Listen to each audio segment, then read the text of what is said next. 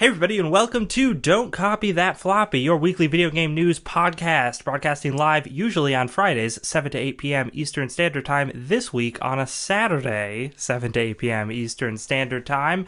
It is Saturday, April 21st. I'm your host, Lex, and I'm joined by a special guest co-host. Hello, I'm Davis, the special guest co-host. The specialist of guest co-hosts. Oh, I'm very special. No, thank you so much for being here. Chris was out of town. He had to do special family things that came up. But this week we're going to be talking about all sorts of interesting news. We're going to do an update to the Bully Hunter story from last week. We're going to talk a little bit more about how Fortnite dominates every market. Then we're going to be talking about Call of Duty, the big COD, followed by the Netherlands. We'll just be talking about the Netherlands for 10 minutes.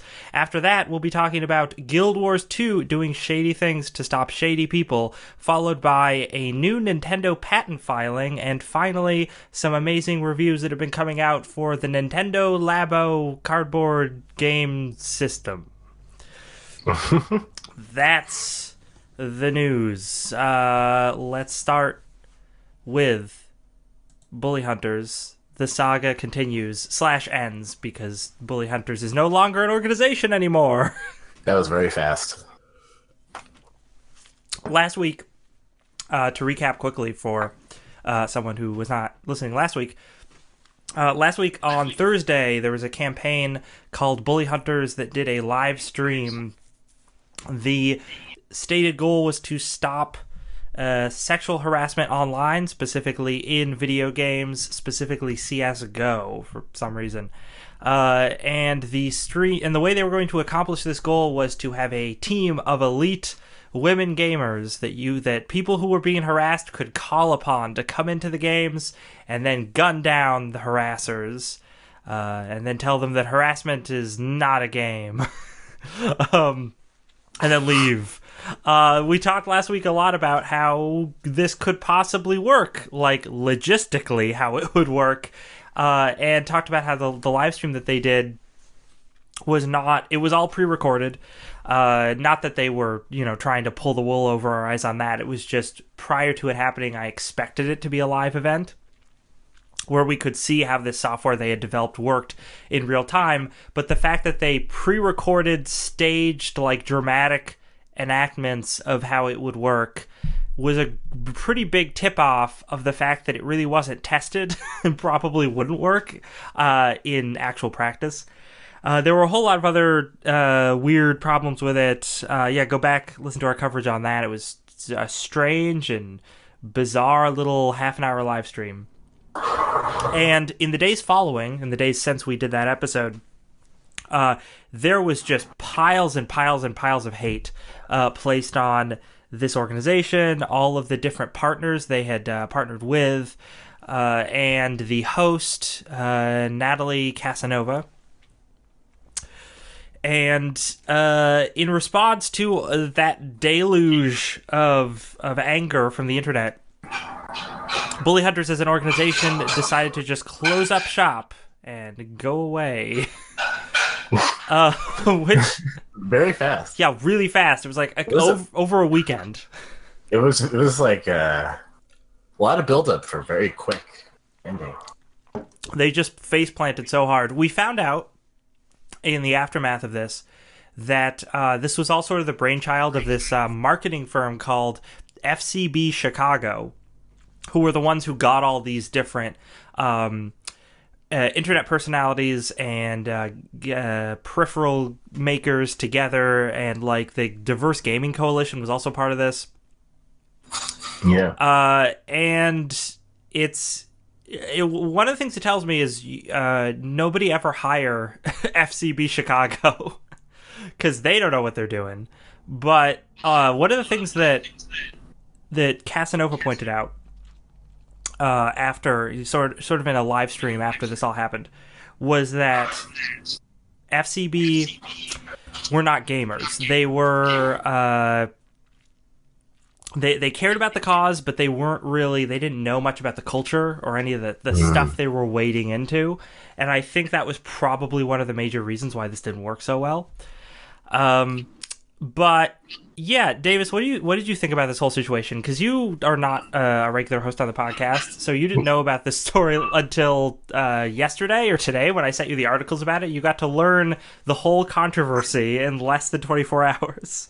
Well, I was busy up until the middle of the day today, so I read them this afternoon. So this is a fresh take on this, and I don't know. It's it's a little interesting. The Is anything like with these kinds of like this issue is too intricate for this kind of approach, and the approach is just it's not right. But they're in the right mind, I guess. Yeah, Like this is definitely something that needs to be like talked about, and like there needs real effort needs to be put into like things not like this exactly, but things that do go to the effect of like lowering harassment. yeah, That's like I definitely agree because like harassment in gaming is obviously a huge problem. it's so bad. And it's interesting because during the live stream they had I think it was a psychologist and a sociologist on to discuss the topic of sexual harassment in video games, and those people had really interesting stuff to say about it, but nothing that those people said about it seemed to indicate like spoke to how the idea of what they were trying to do with like a gaming squad who would go after people who were harassing other people in game.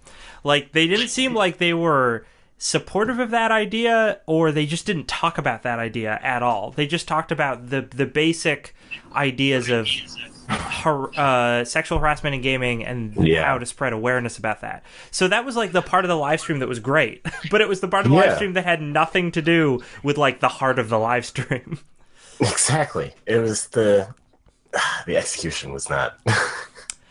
There was stuff. Natalie Casanova did her 2 hour sort of explanation. Response there. Yeah, she was quoted a lot in this article and an article from Kotaku, which are both totally worth checking out. They're pretty well written and extensive about the whole situation. But she did a 2 hour Twitch stream where she just talked about the whole situation from her perspective, and it was like really hard to watch. It was really sad and hard to watch because some of the things she was explaining, like, oh, okay, so I was a consultant on this, I didn't put it together. And then she would spend 10 minutes apologizing to everyone that she didn't step away sooner or stop them from doing this the way they did. And I'm just like, girl, you were just a consultant. What could you have done? Like, you do not deserve any blame for this. And just like her having to deal with tons of like shitty people in her comments talking about how they were mad at her for doing the event, and lobbing a lot of the criticisms of the event that are not fair at her, because as we talked about last week, as we talked a little bit about just now, there were plenty of criticisms you can level at this event, like the effectiveness of their app, how it would work, and just the idea of killing people in game, and will that actually stop harassment? Not with no evidence that would actually stop harassment. That's a totally fair critique. But what a lot of people were coming down on them and her for were stupid things like, oh, the statistics are wrong. It's like, it's not true that many people are bullied, or sexual harassment against women like isn't a big deal in gaming. How dare you try and make a big deal out of it? It is a big deal in gaming. I don't know what world you're living in that you don't think it's a big deal. And the statistics that they have were extrapolated, which does not mean they're wrong or even misleading. As they say on their website from day one, they said, hey, here are statistics as to how many women face sexual harassment. The way we got this number is because here are several polls, and we'll link to them, that demonstrate in like a study how many women get sexually harassed in a game. And then we took that percentage and then said, okay, if there are this many million women playing games, that means if this percentage is sexually harassed, this is how many women out of the general population of gamers are being harassed. And I don't know why people think that's like lying or trying to be misleading, because that's literally how like tons of companies do shit. That's not weird at all. But yeah, those were, I don't know, that it was, watching her live stream was just really sad because there was a lot of things that she apologized for that she should not have had to apologize for. And then there was, what was the other thing? There's something else I wanted to mention about this.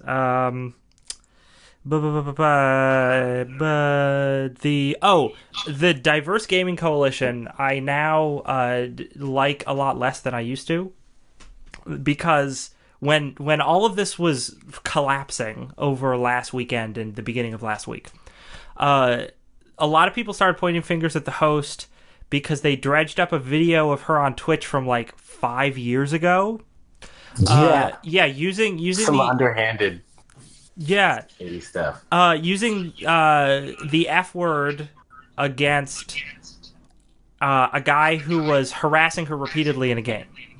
So she was harassed on that stream for like hours, and she finally broke down and started swearing at the dude and using like really derogatory language. It's hard to blame her for that, considering how much shit he was putting her through at the time. And if you watch the longer segment, you can see that. Basically making it not fun at all to play the game she was playing. But because she said that bad word that one time, everyone posted that video being like, oh my gosh, how dare she try to be the figurehead for an anti-harassment campaign. Look, she's just as bad as the harassers. We all suck. Yeah, and I'm just like, no, that's like a total false equivalency. And if it's just trolls saying that, I'm like, okay, trolls gonna troll. I expect that from them. But then the Diverse Gaming Coalition came forward and said, oh, she said that bad word, so that's the reason why we're leaving Bully Hunters, and we don't want to ever be associated with that host again. And I'm just like, you guys, what?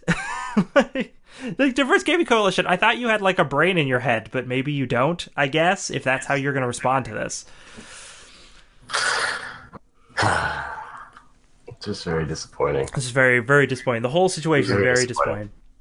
David, you don't want Davis disappointed with you, because it's bad. He's I'm a serious dude. He's a serious dude. Like, I fear my parents' disappointment, but I fear Davis's disappointment significantly more. Yeah, Lex, you haven't disappointed me yet. So, thank goodness. Yeah, just you're on thin ice, but you're good. All right, I'll keep that in mind. Yeah. Do you want to talk about the next story, which is Fortnite's next move? Yeah, I guess. It's Fortnite's taken off, huh?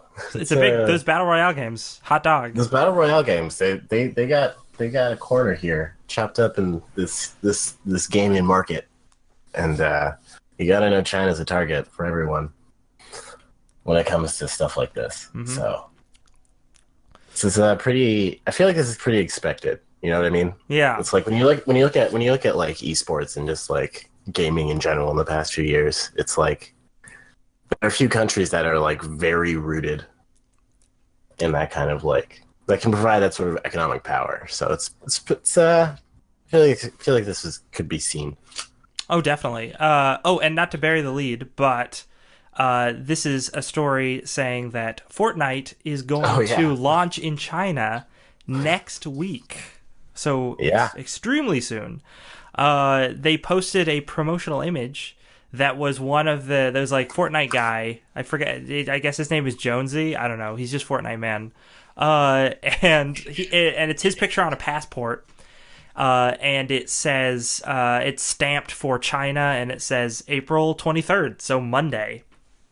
And that's like just the fact that the game is going live in such a huge market, as you said, in such a short period of time is crazy. It's like a really big, really bold move.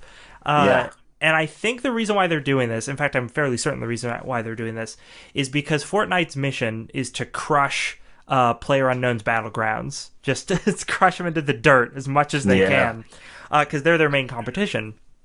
And PlayerUnknown's Battlegrounds is already in China, and the dev team, or the majority of the dev team, is Chinese.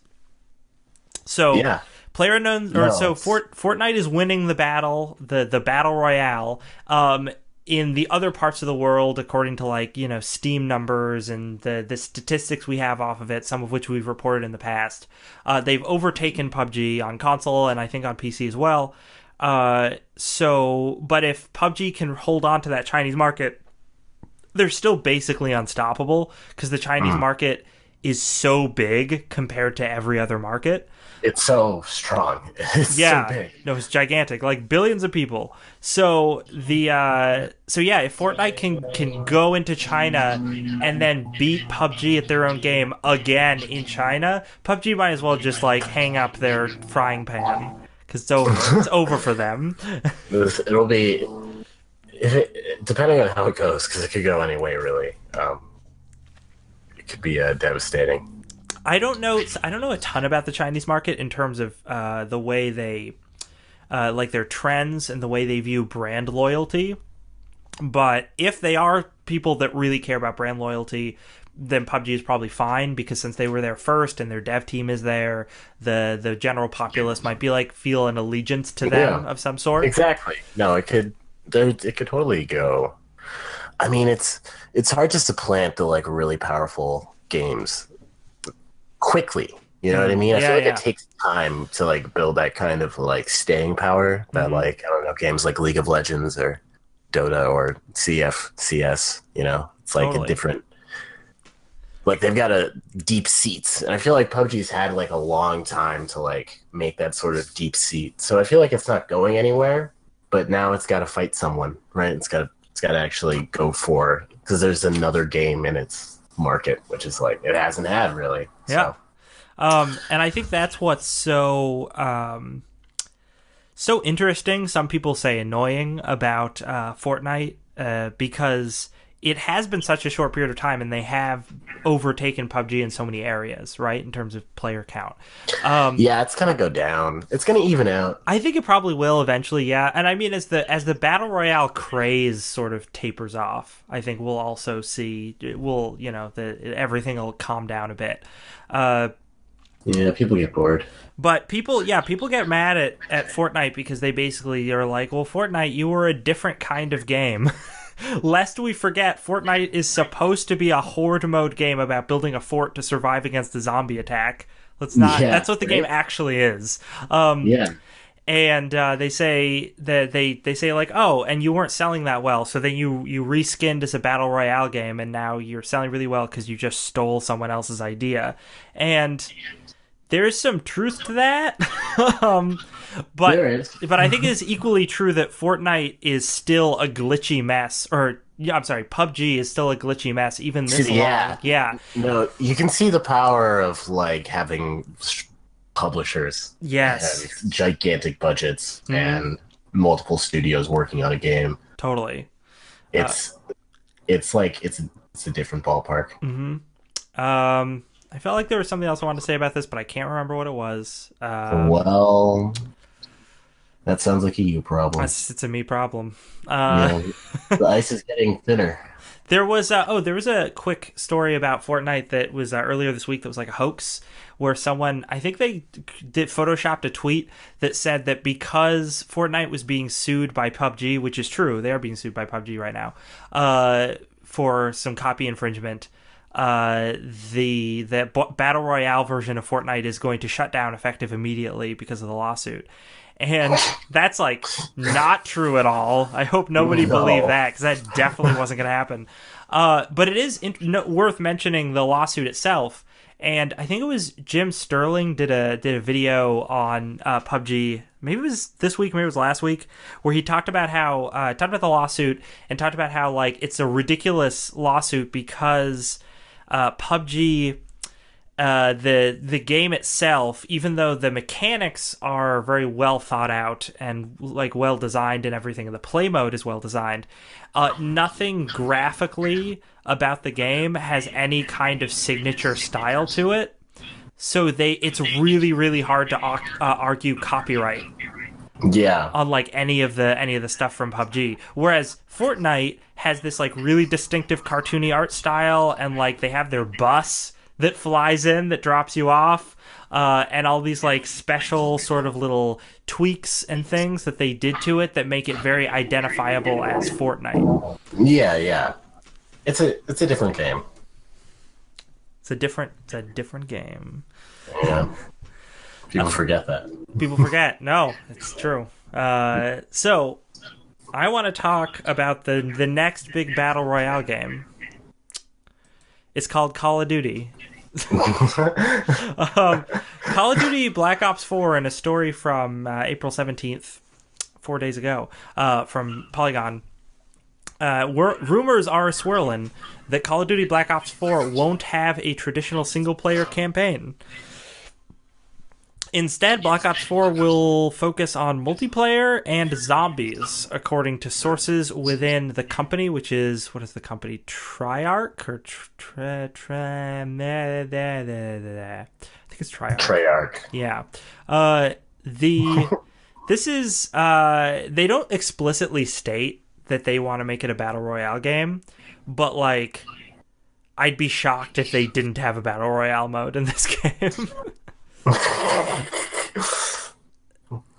They just. Well, I mean, it's just Battle Royale is just something that's I guess fun. Yeah, and it's making all that cheddar right now. So all those companies are like, "Hey man, give me that. I gotta put Battle Royale in my game. It's not gonna make money."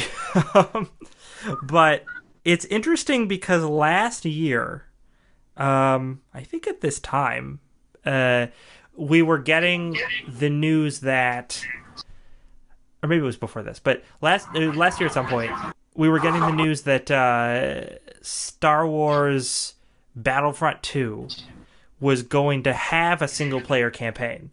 And everyone was delighted, and they were all dancing in the streets, and everyone was having a party, because Star Wars Battlefront 1 got lambasted in part because they ditched the single-player campaign. And the company's reasoning for that was, well, no one really plays the single-player campaign. It's just they want to play it as a multiplayer game, so we won't bother putting a single-player campaign.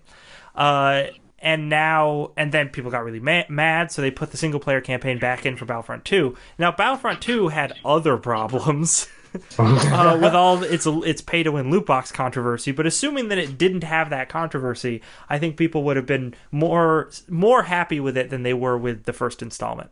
Oh no, I believe so. I mean, some people sucked it up and went back and played it. I was not one of those people, but the people that I know that did do that said they actually really liked it. Yeah, So that it was like, wow, this actually it's quality. But aside from that, there's lots of issues. So it's interesting to me that Call of Duty decided to take the route that so Activision is now taking the route that EA got lambasted for 2 years ago. Yeah, it seems like they haven't really paid attention to anything. What people want. Yeah. Well, it's like they just have to like very barely give people what they want, and they can still make enough money to keep very barely giving people what they want. Mm-hmm. Because that's cheaper, and you make more money that way. Also, I think that by the time Black Ops 4 comes out and it has its crazy Battle Royale mode baked into it, people won't care about Battle Royale anymore. I think that's what's gonna happen. It's gonna be hilarious. But it's to me it is a bold move. I think to them it is an obvious move to make money. But I think it's not gonna work out. Not gonna work out too well for them. Treyarch and Activision, maybe get your shit together. Yeah, I mean they've been going back and forth for years. Activision is shady, but that's true. Yeah, it's always interesting to me shady that part. it's always interesting to me that Activision and Blizzard are like kind of the same company, because Activision is so shady and Blizzard is like generally not shady. Yeah, it's surprising, but you know. So yeah, anything else you want to mention on that topic, or shall we move on to our next story? We can move on. All right. Let's talk about the Netherlands. Netherlands. It's pretty simple. Talk about the Netherlands, the Dutch. What are the Dutch up to? Dutch are doing some some Dutch things. Yep. They apparently they don't like loot boxes. So Who does? uh, it's, a lot of people don't. It's. I'm happy that a lot of people don't. I just wish more lawmakers didn't like loot boxes. Yeah, that's it's like come on, what? Just the amount of the amount people can ignore the populace just surprises me sometimes. Oh, totally. It's very funny. It's just like, what do you want? This. All right, here's something else. So the we've reported in the past about how Europe and different other countries have looked into loot boxes and the legality of loot boxes, because many people are trying to make the argument that loot boxes are basically like gambling, and if you're gambling in a game that's meant for children, that's Yeah, bad. no, it's pretty much just gambling. It's pretty much gambling. I mean, depending on the game that's got the loot boxes, it can be like sometimes they're like real items, like on Steam. Like sometimes it's a real item that's like worth money, and they've kind of just expanded. Totally. We did a bunch of stories on the skin trading, which is such a gross name, economy for CS:GO, Yeah, and how kids would freaking go to third party sites and like straight up just gamble on those skins, and just really really bad. Uh, a lot of gaming commissions in Europe have looked into the legality of this stuff under their rules, especially since the aforementioned Battlefront 2 loot box fiasco. And many countries have said, okay, it's kind of not cool what they're doing, but it doesn't technically qualify as gambling. yeah, However, the Netherlands have taken a different stance. They have basically said, okay, we're going to look at this at a case by case basis, so game by game. But we have identified 10 games, although they did not name what the games were specifically, that they feel are addiction sensitive, or they have addiction sensitive elements in them. And they're talking about how you have they're saying, like, okay, the fact that you can buy a loot box, open it with a special effect, and then immediately buy another one, is the kind of thing that they stop in casinos with like slot machines and stuff. They need to be able to have some sort of delay between when you can use them again, because they know they cite the research from psychologists that yeah. I was about to say, it's like it sounds like they did this the right way. yeah. It's like have people who know what they're talking about analyze the games for like possible negative triggers. And it's Yeah, like, and all the like, all all the right. things that contribute to that, like people forming addiction and being difficult to break out of that addiction. Yeah. And like, so if these are all the triggers that help form addiction, how can we cut down on those triggers with regulation? And they've identified, so like I said, they identified 10 games that have apparently let those game publishers know. And people are speculating that one of the big games that they've been talking about is the FIFA series, because that's much bigger in Europe in general. But they also are just like riddled with loot box stuff. And some of the things they can do is by making it so that you have to have a cooldown between each loot box you buy of some set amount of time, or doing some other stuff like making loot boxes actually give you real things instead of junk, or putting higher age ratings on the games that feature them. And this is, I'm happy that the Netherlands decided this, and I think it'll be a really great test case, right? If they enact this rule and all the games that are in there need to then completely change the way they do business, Yeah.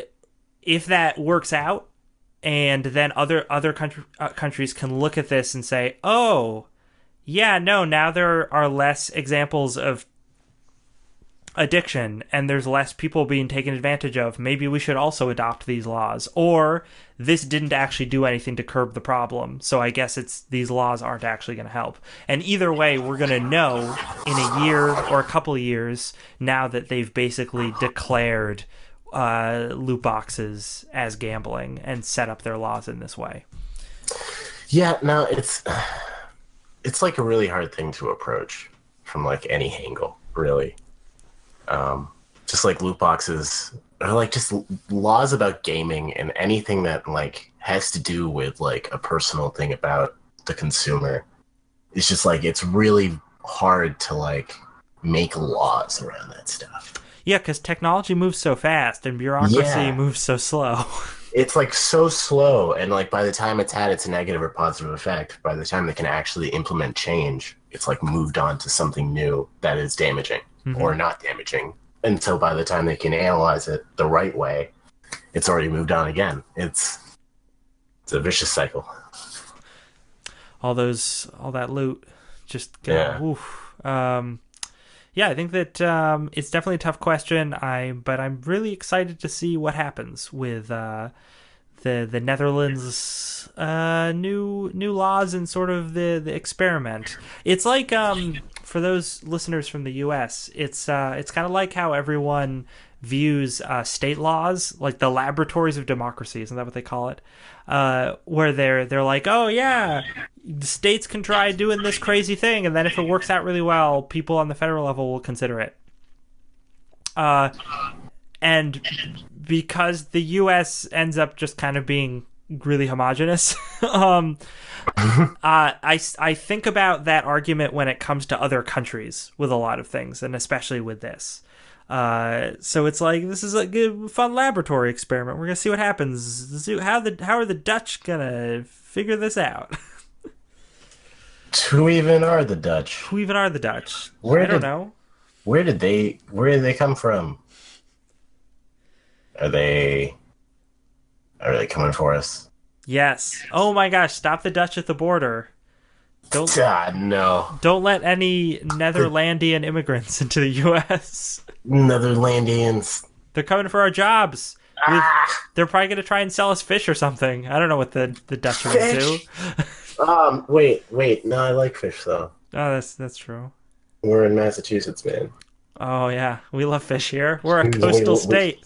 we eat a lot of fish. That's Oof. like there's fish everywhere, I man. just had shrimp for dinner. You just had the seafood. You just had I seafood. just did. Oh my god. Dude. Uh, so let's. Hey, if there's anyone from the Netherlands who wants to come here, please bring fish. Yes, I will take any fish you want to bring me. Got some nice halibut? Ooh, give it to me. Yes.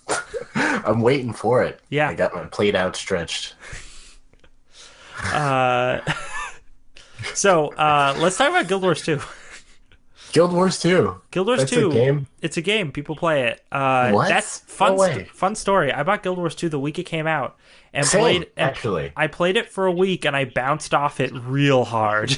Yeah, no, I played it for like a month or two, actually. But then I got bored.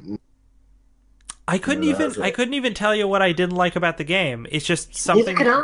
nothing I feel like it was bland. yeah, nothing about it That is- grabbed me, you know? Yeah, it looked real good, I thought. That's true. I think Um, that's what I spent most of my time just like walking around and looking at stuff. hmm. Yeah, But- like, But apparently people still play it.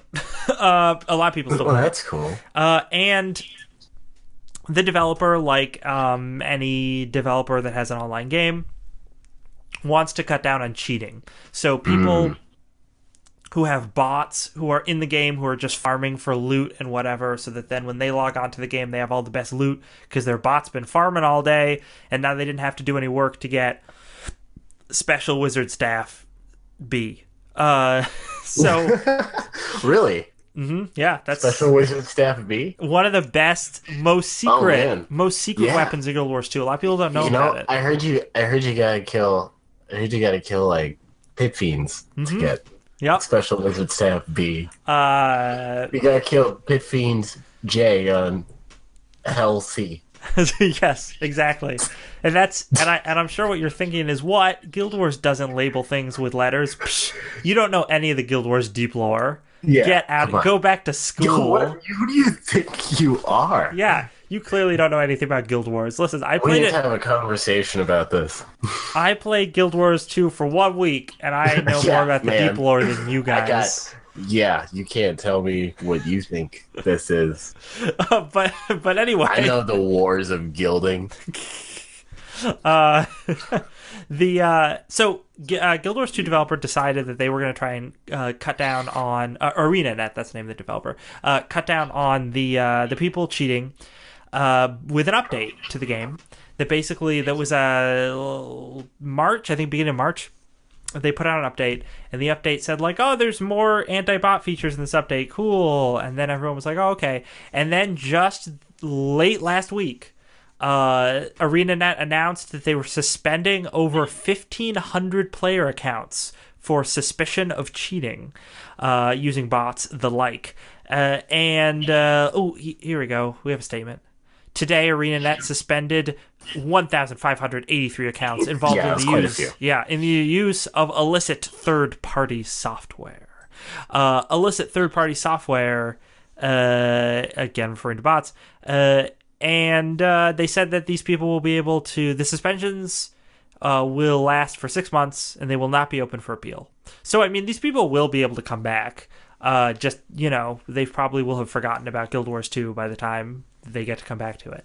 And this one Redditor decided that he was going to look into it. He was going to do some vigilante journalism and figure out how they did this. And Fabian Wosar, I think is the person's name. Yeah. Based out of Germany. If only he was from the Netherlands. So Fabian decided that he was going to look into this, and he found out that apparently the new patch of Guild Wars 2 installs software that looks at all of the software that your computer is running, and then identifies whether you're running anything that it thinks of as a bot. And then if you are, it sends that information to ArenaNet, and they suspend you. But what he said is like, wait, you guys, that means you are installing spyware on everyone's computers. Yeah. Because you're not supposed to be able to just look at all the software everyone runs. Yeah, it's a crossing over my boundaries. Yeah, kind of. It's like you're just gonna walk right into my room, take from me, and not even take me out to dinner or something. Not even gonna buy you a nice salmon. Yeah, I was looking forward to that salmon, because I love fish. Walk into your room, just kick over your nightstand. It'll be like, what? And then break my lock on the way out. Whoa. I'll be like, come on, man. ArenaNet, what are you doing? ArenaNet. Come on. So, no, but this is really a big concern for a lot of people because this kind of software is a huge violation of privacy. And it's huge. And it's totally fine if ArenaNet software identified people running bots within their game, right? Like, that would be totally acceptable. It's not acceptable when the software goes outside of the game and then just looks on the computer. That's not kosher. And not kosher, guys. This guy, Fabian, talks about how he's like, oh, I work for a company that deals with internet security. Yeah, definitely. And that's why I have all these bot pieces of software on my computer for testing purposes. And he says like, okay, so I have all these bots and I use them in games like Final Fantasy 14 and Path of Exile to farm. But he said, but I would never use them in Guild Wars 2. And I was just like, I don't know, dude. You use them in 2 other major MMOs. I kind of expect you to use them in Guild Wars 2 as well.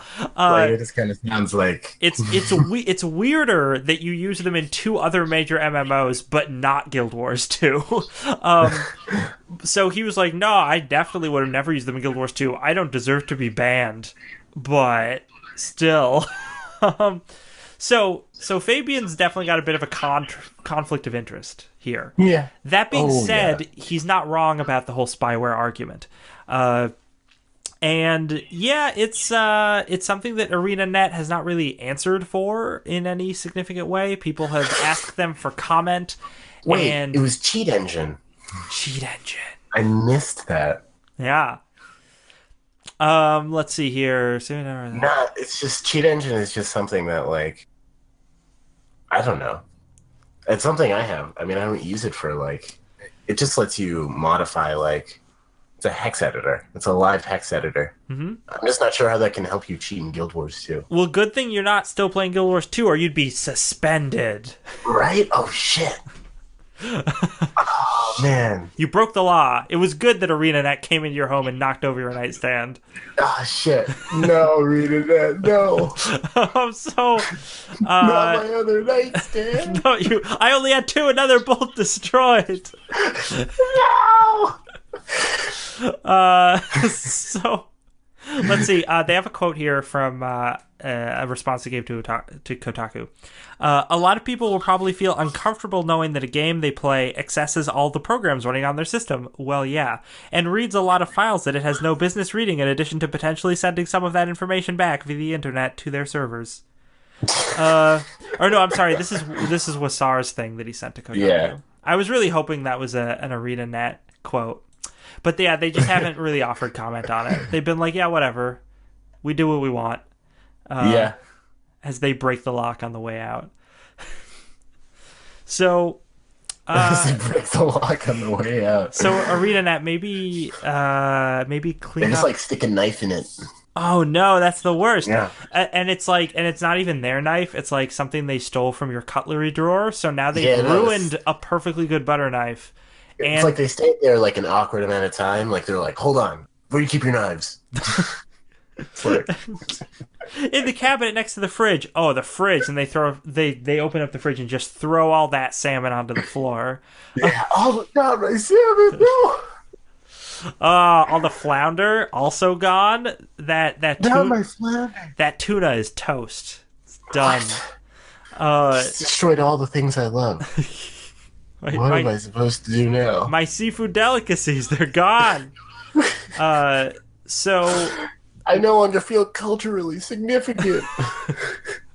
all my clam right. chowder is all over the floor. So let's talk about Nintendo. Our last two stories of the week deal with Nintendo. Nintendo has filed a patent for a console with multi-display communication. Yeah, no, this shit looks so dope. It does. It looks so cool. This looks so awesome. So, actually, yeah. Do you want to explain what it is? I don't. We can play it together like tag team. Okay. Tag So team explanation. they filed a trademark on April 13th, and it's basically this thing where you can have two displays, and they talk to each other. Like if you have like a little object on one of the displays, like a little dude, like a piece of halibut, and you can click and drag it. You can click and drag that halibut all around the screen, like in a fishing mini game. Oh man, You can click and drag that to this game has everything I want. to another screen, and the object will move onto the other screen. So I can move my halibut around. Just get the halibut all over the place. Just Get the halibut at every corner. And so every corner is nice and fishy. get that nice and fishy. Nice and fishy. So, But okay, the really cool part I thought was the sort of like I don't know if you like go down a little bit to the like second diagram yeah, where man. it's with the like where they're playing like brick break Yeah. like across like the idea of like them being able to communicate from like really far away and being able to play a game simultaneously, but it's like it feels like so much more live rather than like a connection. Like there's no latency if it could be done this way. Yeah. We'll have to wait for them to actually do it because this is like normal Nintendo experimental patent stuff where it's just like, are you guys sure about that? And Nintendo, you sure you can do that? And Nintendo's like, we'll try. And then they keep trying until they do it the best way. yeah, right? that's pretty much been their history over the past few years. It's like they just experiment, and if they mess it up, they just keep trying until they get it right. And then the final iteration is always really awesome. Hence the Switch, Yep. right? Yeah. It's like, or even like up until then, like they'll still like sell out console wise. I mean, except for the Wii U. It's not like Wii U and GameCube. We pretend the Wii U doesn't exist, okay? We pretend it's not. But just like, I mean, even the Wii sold millions and millions of consoles. Like, it was such a huge seller, and they're just going to keep innovating like this. It's going to be awesome. One of the other things, and I don't remember if this article says it, but I was reading something that talked about it, is that now more than ever, Nintendo is files patents for like everything, even if it's something that they're just like in the early development stages of and don't know if it'll actually be something they make.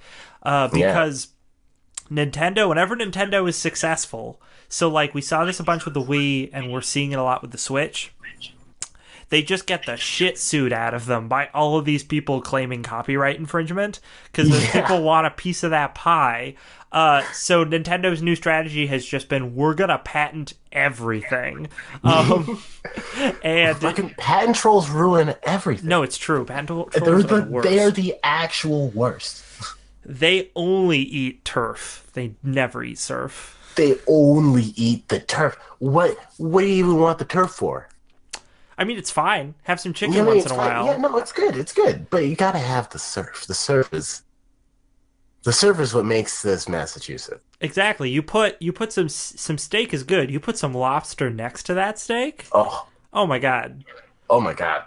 Just It's a different food. it's a whole different animal. Level Literally. Literally, you leveled up. You're first in place. Mm-hmm.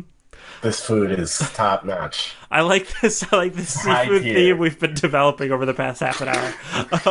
Oh yeah, no, it's great. So I love it. So this is really cool. Apparently, there's also a thing with this, and I don't know if this article talks about it. No, it doesn't. But there's a thing with this where it's not just about putting two screens together to communicate, but you can have like as many screens as you want. Yeah, no, you can do it with a ton. Yeah. So you can keep that fish moving from screen to screen till all your friends get fishy. Everyone can be fishy together. But it's a super cool idea. A lot of people have speculated that this is the next iteration of the Nintendo DS. That's going to have two screens and you're going to be able to click and drag stuff between them.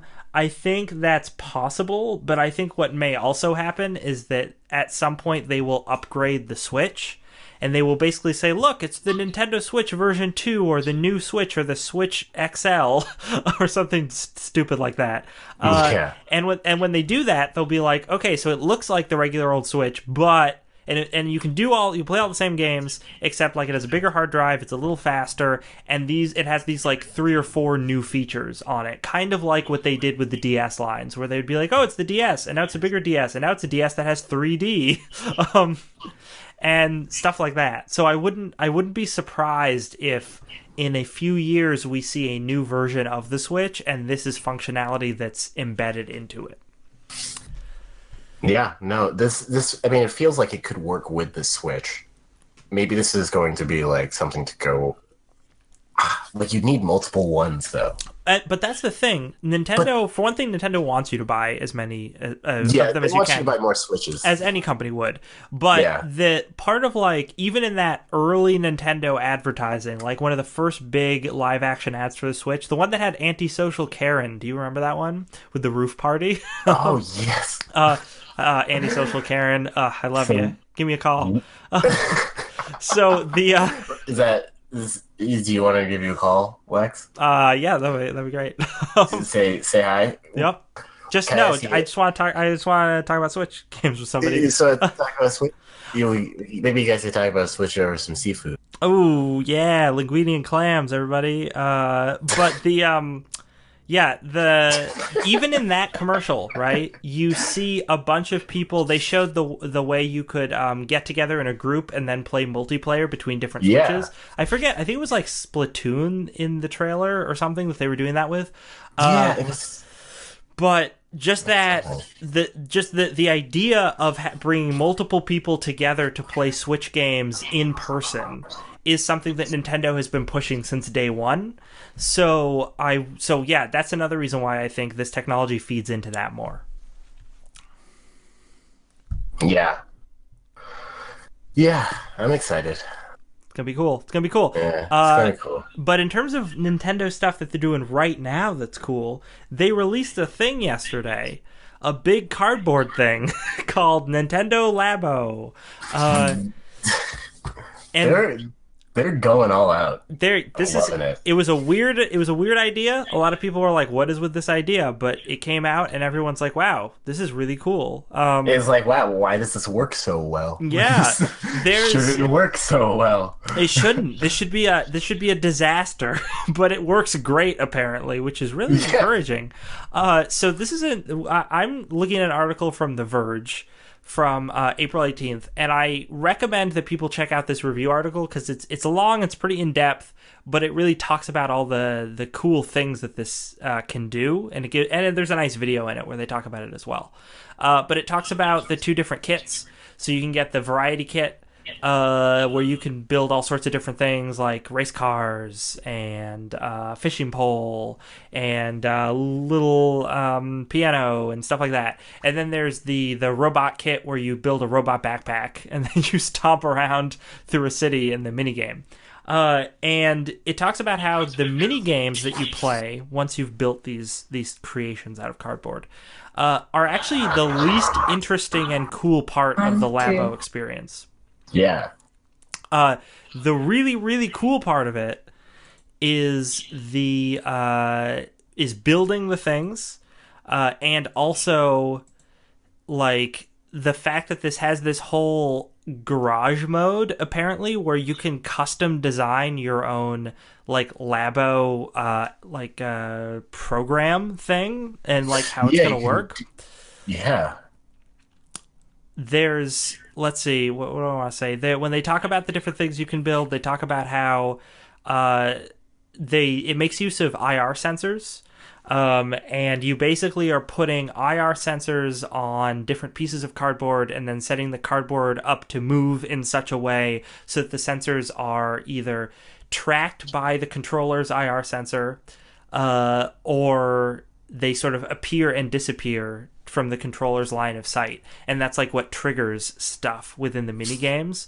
So like the way the keyboard works is on the back of each key there's a little sticker, and then if you depress them the sticker becomes visible to the IR sensor on the back of the controller that's put in the back of the little keyboard box, and that's how it knows you're playing the notes.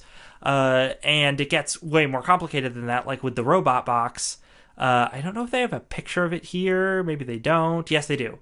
Where you have a pulley system where it's like rubber bands that attach to the things that you're holding, and the little feet things. And then when you move, you pull on the rubber bands that are all attached to like weights in the backpack. And then depending on how high the weights go up, the IR sensors can like track the weights movement, and that's how it sends a signal to the game to tell like if you've moved your arm or your leg. It's pretty damn creative. It's so cool. Yeah, it's like so out of the box. Like they're just like, let's just do it and let's make it cheap.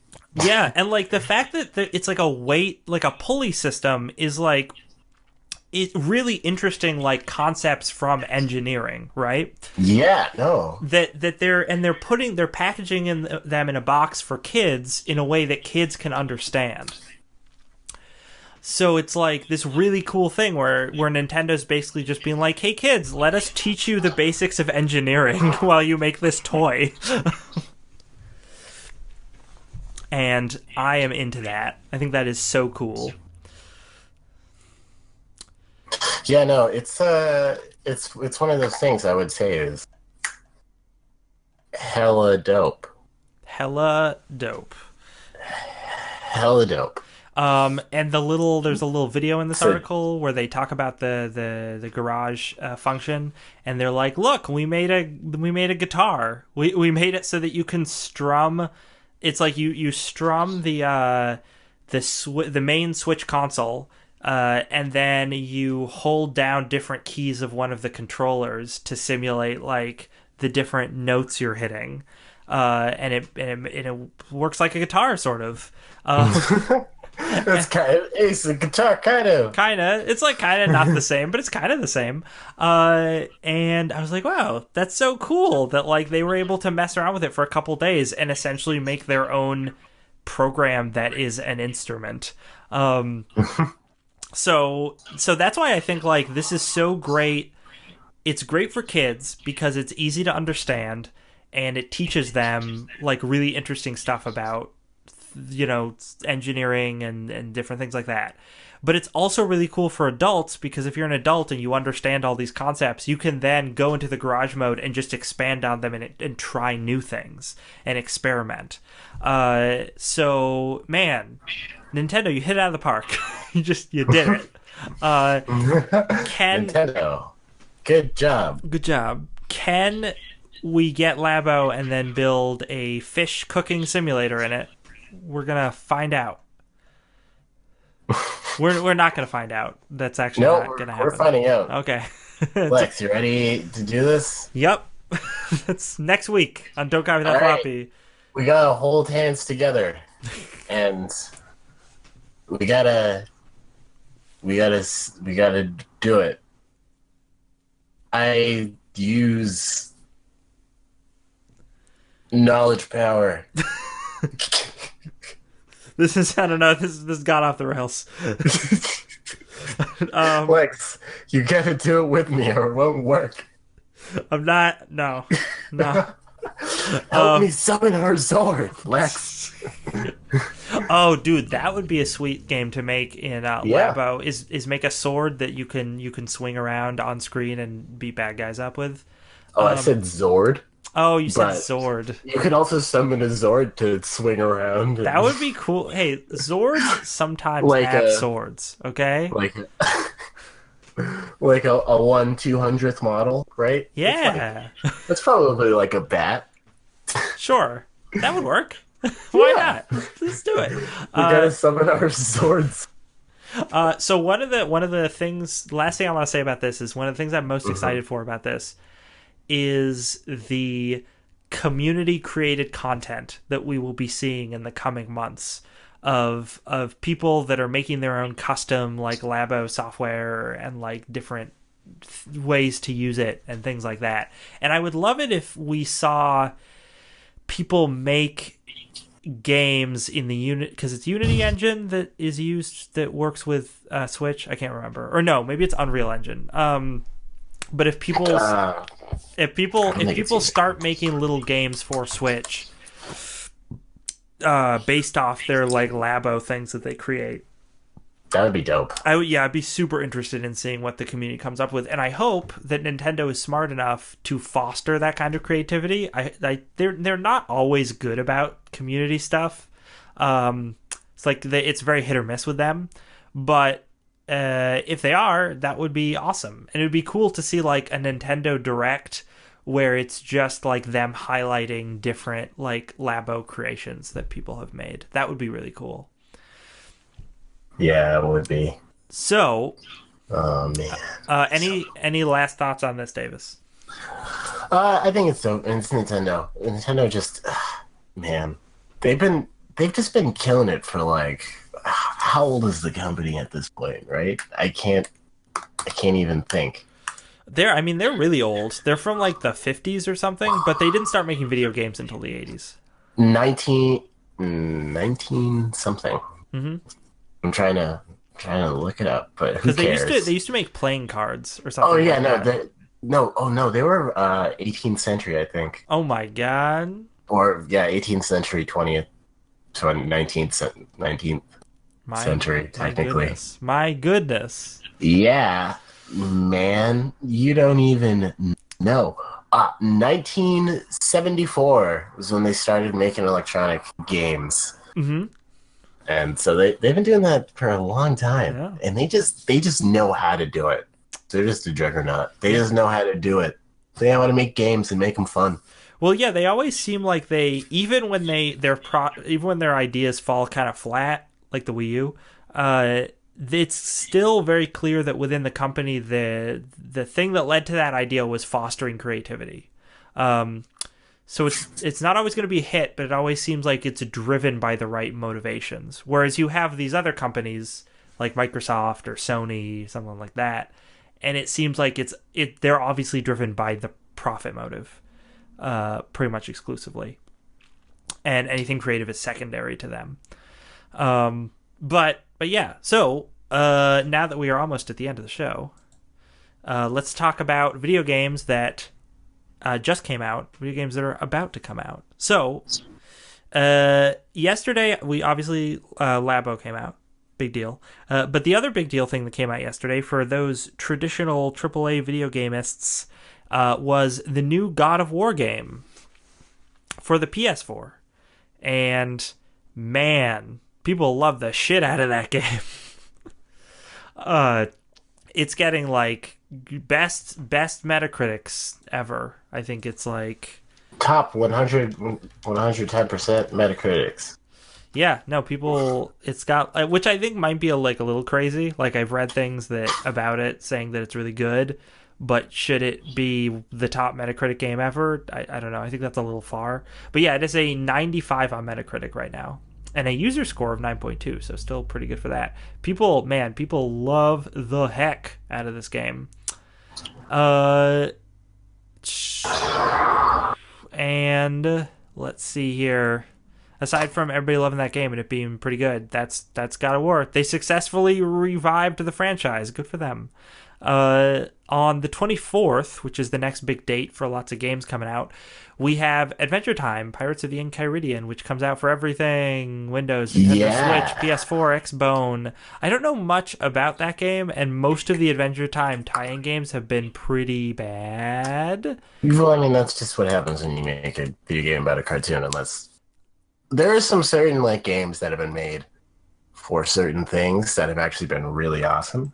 Yeah, but it's definitely not. It's the exception, not the rule. Oh, right? Do you remember this? Yeah, do you remember the Scott Pilgrim video game? Oh, the side-scrolling beat-em-up game. Yeah, that game was sick. That game was the best, dude.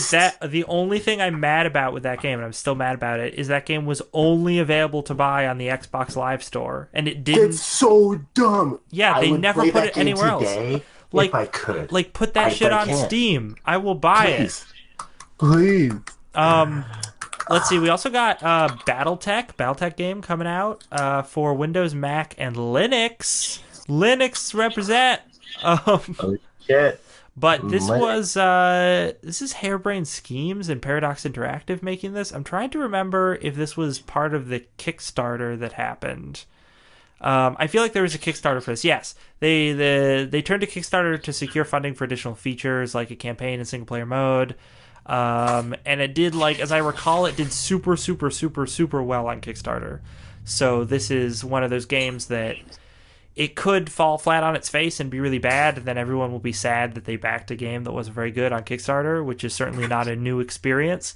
But at the same time, Harebrained Schemes usually know what they're doing. So what else have they done, actually? Now I'm trying to remember. Crimson Skies? No, there's something else they did that I played that was really good. Oh, they did the Shadowrun remakes, which are really good. Really, really good turn-based strategy games. So I'm kind of hopeful for the BattleTech game. What else do we have? Frostpunk for Windows? I don't know what that is. Galgun 2 for Nintendo Switch and PS4. Oh, man. We have Hello Kitty Cruisers for the Nintendo Switch, which is a kart racing game. And then we have South Park, The Fractured But Whole, for the Nintendo Switch, is coming out on the 24th. Oh boy! I'm pretty excited for that. Actually, that game's supposed to be real good. And the first South Park game was also really good. That's the exception to the rule about games based off of cartoons. Oh, there you go. Yeah, that game was fun. Yeah. It's South Park, so it's South Park, but it was really fun. Mm-hmm. It was crazy. And then on the 26th, we have Super Robot Wars X, which just sounds great. I don't know what it is, but it sounds great. Coming out for the PS4 and the PS Vita. PS Vita. Vita means life. Vita's still alive. Games are still coming out for it. And then we have The Legend of Heroes, Trails of Cold Steel 2 Kai. There are 2 colons in that name. That's 1 colon too many. Which is coming out for the PS4. And then after that we'll be into our next episode, so I'm not gonna deal with any of those titles. But woo. Dang, man. Dang. So that's pretty much it. We're out of time. We're 4 minutes over. Oh Uh, boy. Well, see you later, guys. so it's this has been Don't Copy That Floppy, video game news podcast. Thank you for listening. Thank you, Davis, for being my guest host this episode. Yeah, Definitely have to it's have you on been again terrible. so we can talk more about fish.